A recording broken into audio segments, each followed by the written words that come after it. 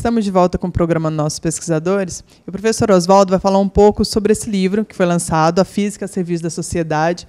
E, professor, quando se fala de física, mais uma vez, volta-se aquela física lá da escola, que era difícil, que ninguém entendia, que tínhamos dificuldade. E hoje fala-se de física de uma outra maneira, na invenção de alguns equipamentos, nessa facilidade que se tem de falar de física, diferente de 30, 40 anos atrás. E as pessoas, infelizmente, ainda não têm esse acesso e esse entendimento da importância que a física tem para a sociedade, que é o que a gente estava falando, não só física, química, biologia, mas principalmente a física. Eu acho que teve uma mudança direcional, tanto do ensino da física quanto da aplicação dela. Eu acho que o ensino de física é sempre árduo, porque exige conhecimentos de matemática, além de uma série de conceitos novos. E nem sempre ele é feito de maneira que o aluno possa apreciar qual é a utilidade daqueles conhecimentos que ele está adquirindo. Esse é um grande desafio que eu acho que nós ainda precisamos melhorar, para atrair mais estudantes para a área de física e áreas de ciências fundamentais em geral. Hoje, a gama de atividades que um físico pode fazer é enorme. O físico pode estudar desde cosmologia e origem do universo, galáxias, física de partículas, como ele pode fazer teoria para compreender como a matéria funciona e depois fazer aplicações desse conhecimento de como a matéria funciona. Porque, essencialmente, a física lida, em sua grande parte, com a matéria, como as coisas funcionam, como as coisas se estruturam. E isso tem muita utilidade em qualquer área do conhecimento. Nas últimas décadas, com o conhecimento de física e de outras ciências, química e biologia, que evoluíram bastante, hoje já é possível usar a física para compreender a matéria viva, que é a matéria mais importante, os sistemas biológicos, os organismos. Isso teve um reflexo muito grande em algumas áreas, como farmácia, medicina, e mesmo a biologia, que foi alterada de maneira bastante drástica a partir de conhecimentos que vieram da física e da química. Então, o estudo da matéria hoje é essencial para toda nova tecnologia que é lançada. Então, nós poderíamos dizer hoje, se você pega tudo que existe no mundo e fizer uma divisão, digamos, bastante grosseira, mas que é útil, dividir tudo em hardware e software, nós diríamos que tudo que é hardware depende da matéria, e a ciência mais relevante para isso é a física, obviamente, que com a química também, e ciência dos materiais. Essas áreas são indistinguíveis quando você está tratando de matéria. Naquela outra parte, o que não é hardware, o que não envolve matéria, seria software. A ciência mais fundamental é, obviamente, a computação. O nosso instituto teve a visão que os nossos líderes, há décadas e alguns anos, tiveram a visão de perceber as conexões que a física tinha com outras áreas do conhecimento. E, naturalmente, surgiram pesquisas nas três áreas que eu acho que cobrem praticamente tudo que se pode fazer, tanto em hardware quanto em software. Porque o nosso instituto hoje oferece cursos de graduação e também de pós-graduação em física mais tradicional, na física, o bacharelado em física, e em duas outras áreas, que é ciências físicas e biomoleculares, ou seja, o uso de física para o estudo da matéria viva, essencialmente, e física computacional, que ajuda a fazer essa conexão com a parte de software. Obviamente, hardware de computador também, mas dentro dessa divisão que eu falei grosseira, que era para ficar mais didático, de dividir tudo no mundo entre coisas que dependem de matéria e as coisas que não dependem de matéria, como a internet, por exemplo, a parte de software não depende de matéria. Lógico que as conexões e toda a transmissão, toda a instrumentação para o uso da internet depende de matéria, mas a internet em si não é matéria, é software. O nosso instituto tem, portanto, cursos que cobrem todas essas áreas do conhecimento. E isso fez com que a contribuição dos nossos docentes ao longo dos anos tenha sido das mais diversas. O que esse livro traz é uma amostra do que os nossos docentes e pesquisadores, muitas vezes pesquisadores convidados, funcionários não docentes que também fazem pesquisa e alunos, obviamente, todas as contribuições que a nossa comunidade deu num período de tempo de 4 ou 5 anos. E ele foi compilado a partir das matérias divulgadas no nosso site. Então, nós usamos todo o trabalho magnífico que o nosso setor de comunicações fez ao longo dos anos, e aquelas matérias foram compiladas num livro, que é esse que eu estou mostrando, com divisão das grandes áreas. Então, em contribuições em física computacional, contribuições em física básica, contribuições em ciência dos materiais, contribuições em medicina e saúde, e há um capítulo especial sobre inovações, em que a conexão com a indústria e a criação de empresas que ocorreu no nosso instituto também é enfatizada. Professor, já que o senhor comentou em relação à internet, a mídias, qual a importância que teve, então? Porque foi uma coincidência ou não, né? A criação da internet, a criação da mídia, a criação da tecnologia, a melhoria da tecnologia em prol da ciência.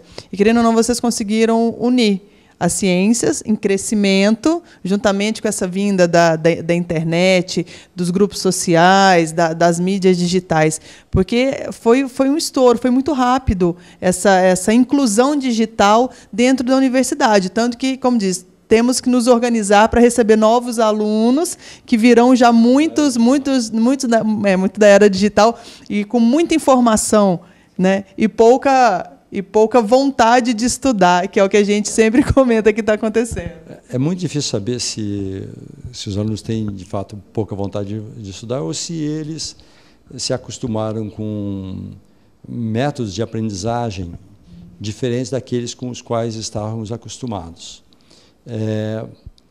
Você tocou em pontos que são da grande evolução que nós tivemos nas últimas décadas, mas você mesmo já apontou para o que está por vir, que provavelmente terá uma velocidade muito maior.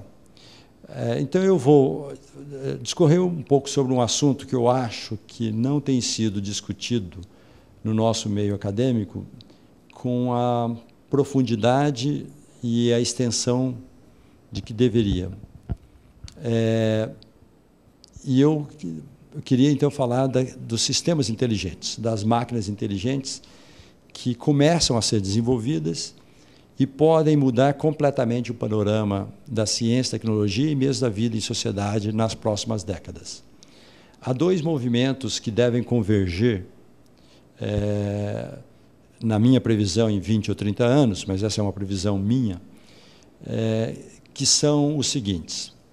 Há, por um lado, um movimento que se chama de Big Data, então, acho que todo mundo tem ouvido falar, que consiste em usar grande quantidade de dados disponíveis na internet e em outros meios eletrônicos e, a partir desses dados, gerar conhecimento com sistemas inteligentes que aprendem a partir dos dados. Então, essa é uma maneira de fazer ciência e tecnologia inovadora que tem só algumas décadas. Ela foi possível não só porque hoje há muito conteúdo já armazenado, como também a capacidade de processamento dos computadores aumentou enormemente nos últimos anos, e isso tem permitido fazer com que essas grandes massas de dados possam ser tratadas, gerando conhecimento. Então, esse movimento de Big Data é muito relevante, ele tem evoluído enormemente, e ele requer muito trabalho dos humanos em organizar os dados para que o computador possa interpretar.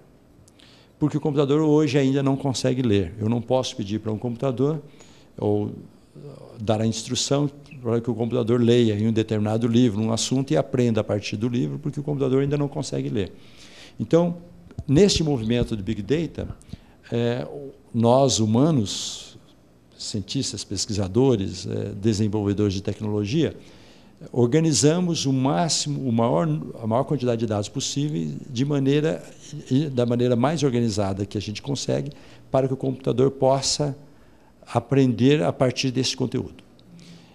Há um outro movimento que que está em curso, inclusive com resultados excepcionais nos últimos 5, 10 anos, que são as tentativas de ensinar o computador a ler e escrever e produzir texto. Ou seja, permitir que o computador compreenda a linguagem natural, que eu possa dar instruções em linguagem natural. Então, muitos dos assistentes que nós temos, por exemplo, nos telefones celulares inteligentes, esses agentes já têm mecanismos e tecnologia de compreensão da linguagem natural. Mas, como nós todos sabemos, eles são muito limitados. Nós não podemos dizer qualquer coisa, o hall de instruções que nós podemos dar ainda é muito limitado. E não há uma compreensão suficientemente profunda para que esses agentes possam aprender algo sofisticado. Mas veja que esse movimento está em curso e muito rápido. Um exemplo de rapidez pode ser constatado com os tradutores automáticos. Até alguns anos, ou até um ano atrás, os tradutores automáticos, em geral, eram de má qualidade, eles eram muito pouco úteis, porque são tradutores genéricos e que não conseguem lidar com as sutilezas da língua. Em novembro do ano passado, o tradutor do Google passou a empregar tecnologias de inteligência artificial e de aprendizado de máquina, e, com isso, a qualidade do tradutor melhorou significativamente. Então, esse é só um exemplo. Há muitos outros que estão por vir. Quando esses dois movimentos convergirem e se encontrarem, ou seja, o computador ou um sistema inteligente tiver a capacidade de ler texto em língua natural, interpretar aqueles dados, e, ao mesmo tempo, nós tivermos desenvolvido sistemas que são muito eficientes para aprender através de dados, chegaremos a uma situação em que a própria máquina poderá gerar conhecimento.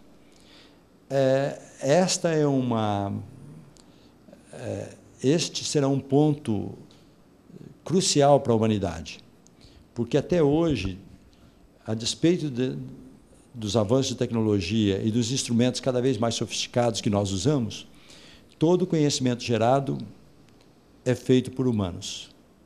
Toda geração de conhecimentos tem intervenção de humanos.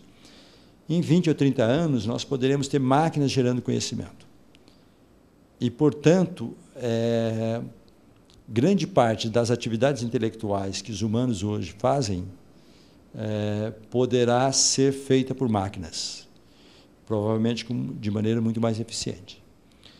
Então, as modificações na sociedade serão muito mais profundas do que nós assistimos até agora. A Revolução Industrial, que já foi, como o nome diz, uma revolução, parecerá algo bastante tímido perto da revolução que está por vir com as máquinas inteligentes. Nós podemos ter uma diminuição significativa dos empregos disponíveis para os humanos. Até hoje, a tecnologia, obviamente, desemprega. A tecnologia traz desemprego em algumas áreas, mas esse desemprego é compensado pelos novos empregos que surgem. Então, com tecnologia, nós temos um número crescente de empregos disponíveis. Então, isso a história mostra claramente. Tanto é verdade que nós temos uma população crescente, a população do século XXI é a maior que já tivemos na Terra, muito maior que qualquer outro tempo, e temos emprego, o número de empregos é muito maior do que do que tivemos. Ainda não existem estudos definitivos para mostrar que o número de empregos pode não estar aumentando agora na mesma proporção de que estão sendo perdidos por tecnologia. Ainda não existe estudo sobre isso, mas essa é uma expectativa que pode ocorrer.